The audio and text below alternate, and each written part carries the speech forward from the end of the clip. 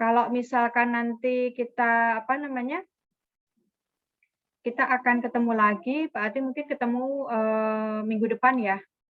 Minggu depan itu kita ketemu. Nah, semua nanti akan saya biasa akan saya, apa namanya, absenkan, Mas, presensikan. Ini kemarin saya belum sempat, jadi saya akan presensikan. Baik, ini untuk kuliah yang selanjutnya adalah mengenai, apa namanya, mengenai, keamanan pangan ya, secara lebih luas. Ini 1 jam aja ya, Mas, ya, kita kuliah. Kemudian minggu depan kita ketemu lagi untuk presentasi ya, Mas? Baik, Bu. Siap, Bu.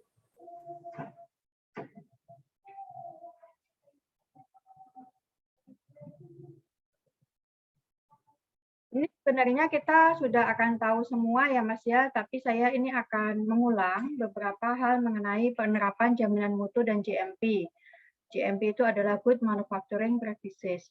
Kalau di dalam peternakan, GMP, SSOP, kemudian itu adanya di proses penanganan dan pengolahan produk peternakan. Sedangkan kalau untuk good farming practices, good milking practices, good handling practices, dan lain sebagainya, itu adanya di peternakan, di hulu ya.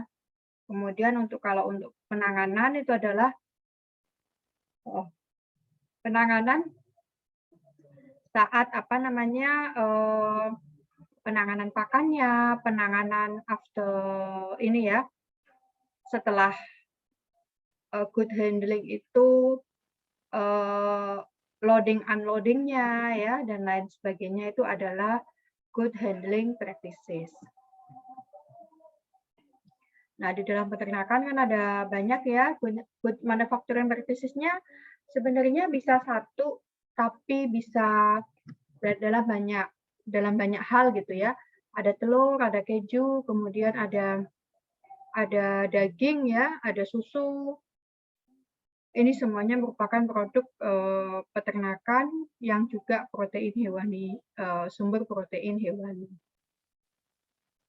Jadi apakah yang disebut dengan keamanan pangan itu adalah aman ya, safety from farm to table approach. Jadi bagaimana dari kandang itu dia sudah aman dari segala residu antibiotik, kemudian juga dari segala apa namanya toksin ya, baik toksin yang ada di pakan atau penyakit hewan lainnya yang zoonosis yang bisa menyerang ke manusia dan beberapa kontaminasi microbes pada waktu proses penanganan, pengolahan, dan akhirnya dia sampai di meja makan dan sampai kita makan oleh manusia, dimakan oleh manusia, ini adalah safe atau aman. Itu adalah konsep pengawasan keamanan pangan.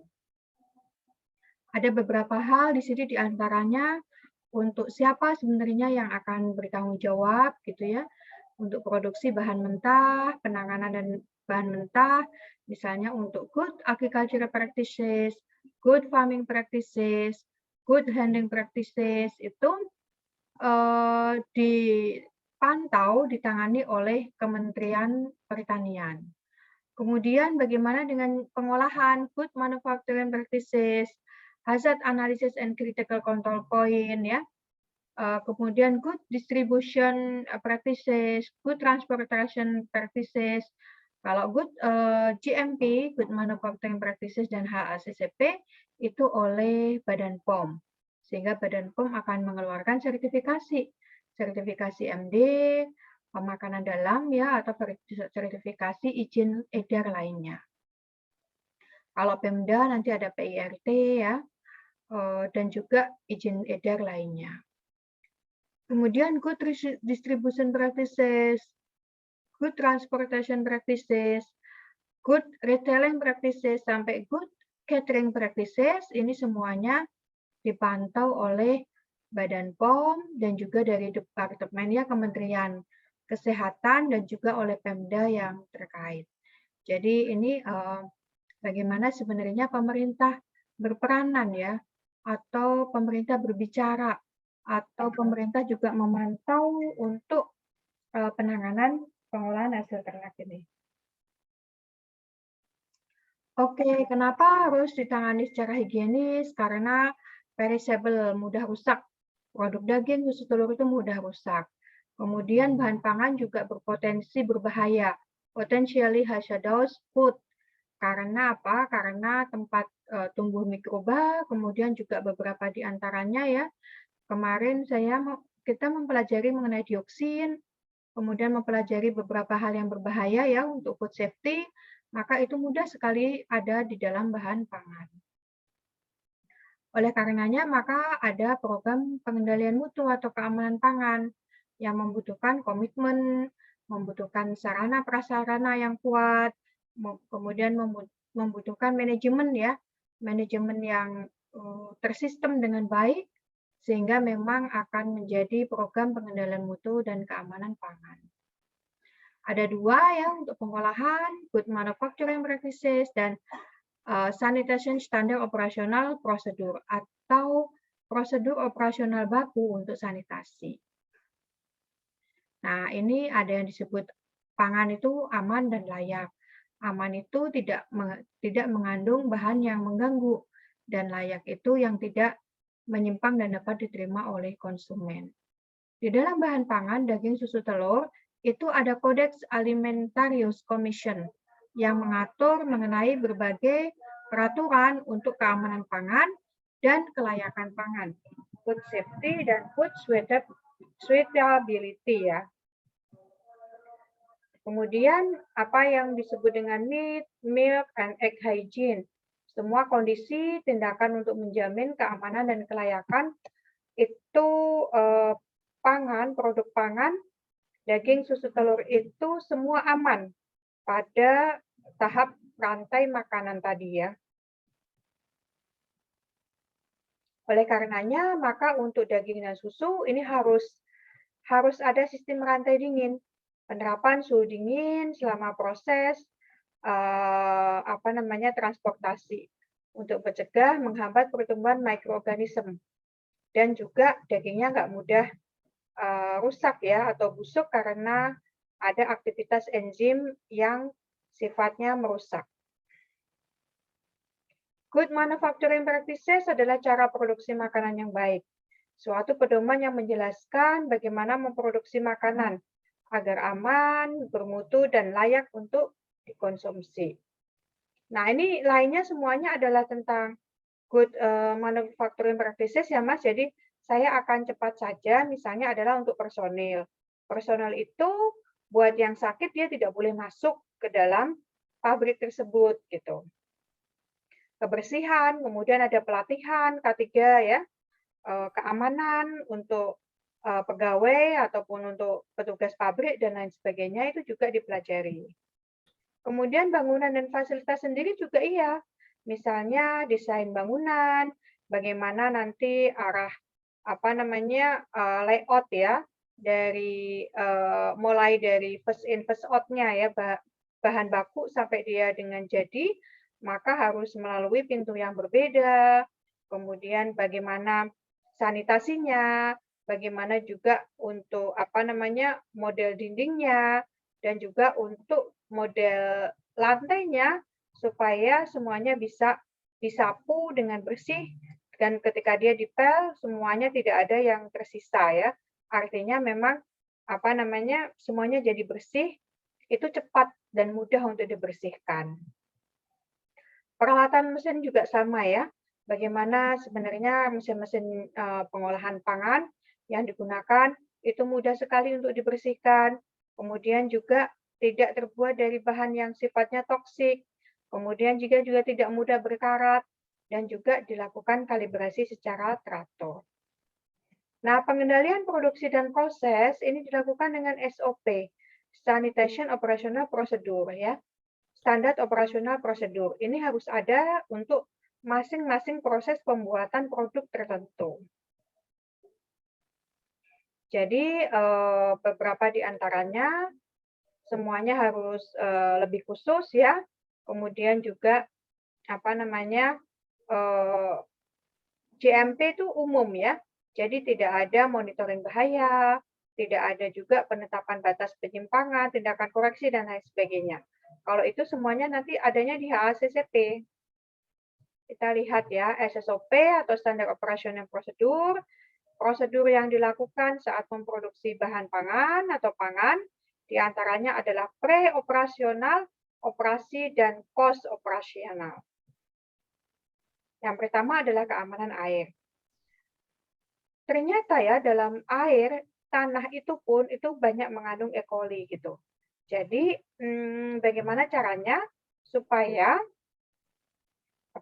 bahan pangan atau pangan yang diolah dengan menggunakan air itu airnya sangat minimal untuk kontaminasi bakteri patogen. Jadi harus hati-hati sekali. Pencegahan kontaminasi silang ya dari bahan yang tidak higienis, bahan yang tidak bersih, bahan-bahan permukaan yang kontak, perabotan, hygiene-nya ya dan lain sebagainya. Kemudian juga pencegahan pencemaran dari senyawa-senyawa kimia. Oleh karenanya untuk good manufacturing practices ini juga termasuk penggunaan senyawa kimia yang sangat tepat.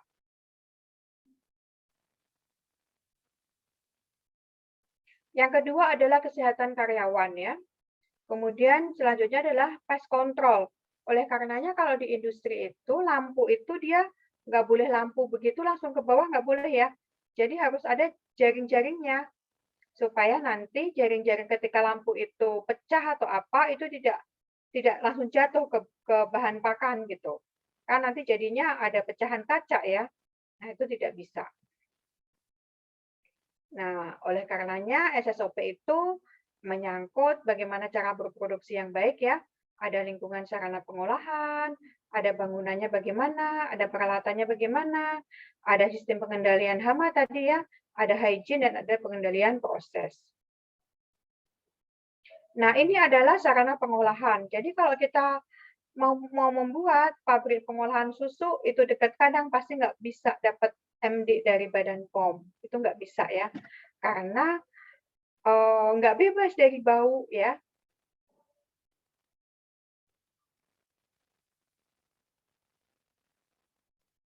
Kemudian yang lainnya harus dipikirkan mengenai pembuangan air dan tempat sampah. Yang selanjutnya kedua adalah bangunan dan fasilitas. Tadi ya layout-nya, kemudian bagaimana facade-nya, ruang bersih dan ruang kotor. Ruang bersih itu artinya dia tidak dicuci-cuci gitu ya. Misalnya pembersihannya nanti sangat terbatas menggunakan air. Tapi kalau ruang kotor ya ruang bumbu-bumbu, kemudian ruang processing ya, yang memang semuanya harus dibersihkan dengan air. Oleh karenanya, maka di lantainya pun dia harus juga mudah untuk dibersihkan. Coba ya kita lihat bangunannya kuat ya, kemudian juga lantainya itu biasanya lantainya khusus dengan dilapisi oleh oleh cat ya, cat khusus ya. Dindingnya juga tidak beracun, mudah dibersihkan, mudah didesinfeksi, makanya dia banyak yang terbuat dari porselin ya, karena dia mudah dicuci ya. Langit-langitnya tidak mudah terkelupas karena sangat bahaya sekali. Kemudian yang paling penting sudut pertemuan lantai dan dinding itu dia tidak 90 derajat, tetapi lengkung gitu. Supaya apa? Supaya kotoran-kotoran itu tidak ada di sudut-sudut, jadi mudah dibersihkan. Kemudian intensitas cahaya juga diperhatikan, kemudian ada ventilasi, kemudian ada pengatur suhu ruang ya yang selalu dikontrol dengan baik. Kemudian peralatan pengolahan tadi ya, mudah dipelihara, mudah dibongkar pasang, penempatannya juga sesuai dengan alurnya. Jangan misalnya untuk nimbang bahan baku, tapi ternyata tempatnya adanya di bersatu gitu dengan timbangan untuk hasil produk jadi nggak bisa. Jadi tetap harus butuh 2 timbangan. Kemudian kegiatan sanitasi, misalnya air untuk pengolahan harus bebas E. coli misalnya ya. harus bebas salmonella gitu ya. Kemudian juga ada air-air yang lain. Kemudian juga air minum seperti apa ya. Kemudian juga kalau pengolahan hasil ternak biasanya menggunakan fasilitas air panas. Selain itu juga sistem pembuangan limbah. Bagaimana limbah itu nanti dibuang. Kemudian juga bagaimana sebenarnya pakai sabun itu seperti apa ya. Nah, sekarang sanitasi sudah merupakan kebiasaan kita ya sehari-hari ya. Bahkan di depan-depan pintu kantor, mall dan toko-toko itu semuanya penuh dengan sarana cuci tangan. Udah oke ya. Nah, ini adalah pengendalian hama. Kenapa coba? Karena nggak mungkin makanan itu tiba-tiba ada tikusnya gitu ya, tiba-tiba ada belalang, tiba-tiba ada nyamuk pun nggak boleh gitu. Oleh karenanya maka pest control ini menjadi salah satu hal yang sangat penting sekali untuk industri pengolahan daging. Industri pengolahan lah ya. Oke, kemudian hygiene. Karyawannya sehat, kemudian juga dia tidak menderita penyakit ya. Kalau sakit tipes, sekarang sakit flu juga nggak boleh ya. Hal-hal seperti ini. Tidak merokok, kemudian tidak bersin, tidak menggunakan make up dan parfum yang dapat mengganggu bau-bauan ya. Hygiene tangan untuk cuci tangan. Kita lihat di sini apa yang mikroorganisme apa yang suka ada di tangan. Shigella menyebabkan diare, Klebsiella infeksi luka, influenza, pneumonia, Pseudomonas infeksi, Staphylococcus ada bisul, jerawat ya. E. coli, diare, Clostridium itu colitis dan lain sebagainya. Semuanya ada di tangan kita gitu. Oleh karenanya maka bagaimana caranya? Apa namanya kita cuci tangan ya? Ini area most frequently missed. Jadi ada kalanya yang suka kita suka nggak kena air ya. Nah ini kalau misalkan kita cuci tangan gimana? Kemudian ketika ini handling chicken ya, itu maka adanya di situ tuh. Kemudian ini area-area yang apa namanya? Yang kita bersentuhan dengan pakaian raw meat ya. Kita lihat ini adalah beberapa mikroba yang tumbuh. Sebelum cuci tangan tuh pasti seperti ini. Harusnya seperti ini ya. Nah, bagaimana cara mencuci tangan ini sudah ada ya semuanya ya. Pengendalian proses. Kemudian bagaimana cold chain, bagaimana first in first out ya, FIFO, first in first out. Transportasi juga bisa berjalan dengan baik. Kemudian semuanya menggunakan cold chain, storage, dan lain sebagainya. Ancaman atau bahaya jika tidak ada GMP, maka kesehatan konsumen itu tidak bisa terjaga dengan baik. Kualitas produknya tidak bisa dijaga. Masa simpan jadi lebih pendek. Recall itu produk yang sudah beredar di pasaran ditarik lagi. Kemudian manajemen, kredibilitas, reputasi, pasar, dan finansial.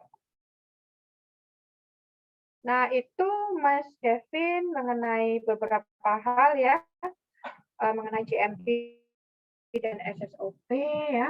Nah, sementara singkat ya yang bisa kita pelajari kembali dalam SSOP ini, dan itu semuanya nanti ada dalam proses pengolahan makanan gitu ya, untuk menjaga mutu produknya. Sekarang silahkan untuk diskusi apa-apa yang mungkin kesulitannya apa ketika mengerjakan apa namanya tugas mandiri ya, praktik mandiri, dan kemudian beberapa hal diantaranya yang mempelajari materi secara rekaman dan asinkronus. Silahkan Mas. Iya Bu, untuk kemarin waktu praktikum memang eh, agak sulit. Memang kan saya ngambilnya RPA Bu, yang dekat rumah ada RPA. Iya, Nah itu pas untuk masuknya juga memang agak sulit, perizinan untuk masuk ke dalam karena kan RPA dan lain sebagainya.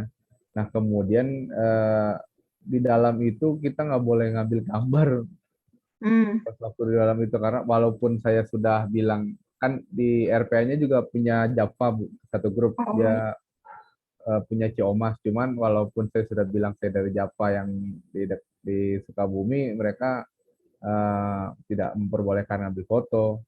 Cuman kemarin ya hanya mencatat dari proses-prosesnya Bu, gitu Bu. iya nggak apa-apa. Nggak apa-apa, nanti minggu depan disajikan ya, Mas Kevin ya. Ya, Hasil baik Bu. apa itu sudah sangat bagus ya. Jadi kita bisa melihat juga tentang apa namanya logistik ya dan keamanan yang ada di RPA. Untuk review jurnalnya gimana, Mas Kevin? Review jurnalnya aman Bu. Oh baik. Nah, ya, dibaca lagi. Ya, jadi review jurnal nanti ada dalam apa namanya dalam makalah jurnal ya, yang itu nanti mungkin besok minggu depan juga akan kita bahas dan juga materi dari praktikum ya. Jadi sepertinya itu ya Mas Kevin ya, beberapa hal di antara untuk yang kita bisa sampaikan. Saya rasa karena ini memang benar-benar mata kuliah terapan ya, jadi Ya, akan banyak sekali hal-hal yang terkait dengan hal-hal di lapangan yang mungkin bisa kita diskusikan minggu depan ya. Kemudian juga selanjutnya setelah UTS itu juga dengan Bu Despal itu akan mempelajari audit. Jadi juga modelnya akan sama Mas, sebenarnya materinya sudah ada di New LMS semua ya. ya, Jadi ada juga beberapa latihan dan itu terukur nantinya harus ada apa namanya hasil auditnya seperti apa gitu. Kemudian terakhir adalah masalah halal ya. Masalah halal juga ada mengenai beberapa hal tentang halal sistem gitu ya. Kemudian ada beberapa juga mengenai case study. Saya rasa itu ya Mas Kevin ya yang bisa kita sampaikan. baik, Bu. Iya Bu, Eh, satu lagi Bu, kalau ada UTS ujian nggak ada ya Bu ya? Tugas nggak aja. ada. Jadi minggu depan itu yang itu saya akan mengambil nilai. Presentasi ya Bu ya. Ya, jadi saya akan ada 2 nilai tuh dari Mas Kevin tuh. Pertama adalah evaluasi ya mengenai problem based learning yang ada di apa namanya di lapang, evaluasi yang ada di lapang seperti apa, kemudian itu kita sampaikan. Kemudian kedua adalah review jurnal ya. Itu adalah beberapa case study yang ada di jurnal supaya kita terbiasa nanti menulis jurnal gitu. Itu Mas Baik, Kevin. baik Bu, siap Bu. Ya, baik ya kalau gitu kita akhiri bisa ya. Kita Baik Bu. ketemu ketemu mungkin Mas Kevin nanti akan WA saya mungkin ya. Tinggal sekali ya dan itu adalah pengambilan nilai gitu aja ya. Baik ya, terima kasih. Assalamualaikum warahmatullahi wabarakatuh. Waalaikumsalam warahmatullahi wabarakatuh. Terima kasih Bu Irma. Sehat-sehat Terima selalu Bu. kasih. Ya, makasih Mas.